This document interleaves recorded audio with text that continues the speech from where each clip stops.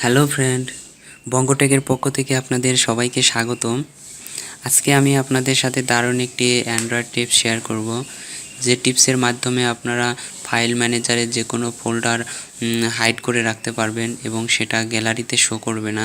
Just শুধু আপনি চাইলে শো করাতে পারেন এবং আপনি চাইলে হাইড করে রাখতে পারবেন ইচ্ছা মতো। ফাইল ম্যানেজারে যে কোনো ফোল্ডার হাইড করে রাখলে ফাইল ম্যানেজারে কেউ খুঁজে পাবে না সহজে, শুধু আপনিই বুঝতে পারবেন যে ফোল্ডারটা হাইড করা আছে, আমি ফোল্ডারটা আনহাইড করব। তো চলুন টিউটোরিয়াল শুরু করা যাক। প্রথমে আমরা ফাইল ম্যানেজারে যাব। ফাইল ম্যানেজারে যাওয়ার পরে এখানে ডিভাইস স্টোরেজ আছে, এইচডি কার্ড আছে, আপনি যে কোনো ফোল্ডার ডিভাইসে ঢুকতে পারেন। আমি এইচডি কার্ডে ঢুকবো। এইচডি কার্ডে ঢোকার পর এখানে অনেকগুলো ফোল্ডার আছে, আমি সেখান থেকে এই বঙ্গটেকটা হাইড করে রাখবো। বঙ্গটেকের ফোল্ডারের ভিতর যা যা রাখবো সব কিছু হাইড থাকবে আমার। তো চলুন দেখা যাক। এটাকে প্রথমে আমরা প্রেস করে সিলেক্ট করব। সিলেক্ট করার পরে মোর অপশনে ক্লিক করব। এখানে দেখুন মোর অপশন আছে। মোর অপশনে ক্লিক করার পরে এখানে রিনেম লেখা আছে, রিনেমে ক্লিক দেব। ক্লিক দেওয়ার পরে এরকম একটা আসবে, পেজ আসবে। তো আমরা সেখানে কার্সার নিয়ে বাম পাশে নিয়ে আসব। নিয়ে এসে বাম পাশে একটা ডট চিহ্ন দেব। ডট চিহ্ন দেওয়ার পরে রিনেম লেখা ক্লিক দেব। দেওয়ার পরে দেখুন এখানে ফোল্ডারটা হাইড হয় নাই।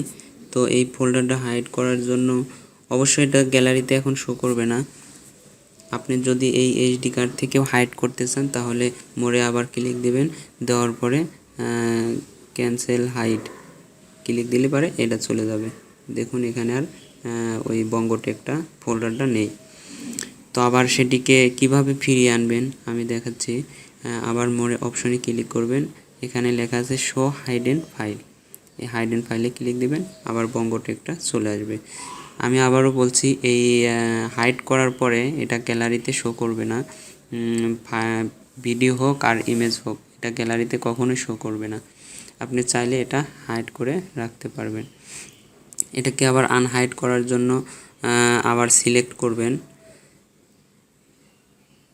সিলেক্ট করার পরে আবার রিনেমে ক্লিক করবেন।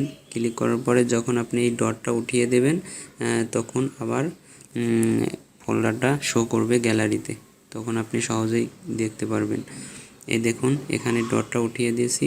এখন আপনি যদি শো মোড়ে ক্যান্সেল হাইডে ক্লিক করেন তো এটা সরবে না, আর এটা আগের মতোই হয়ে থাকবে। তো বন্ধুরা, আশা করি ভিডিওটি ভালো লাগবে।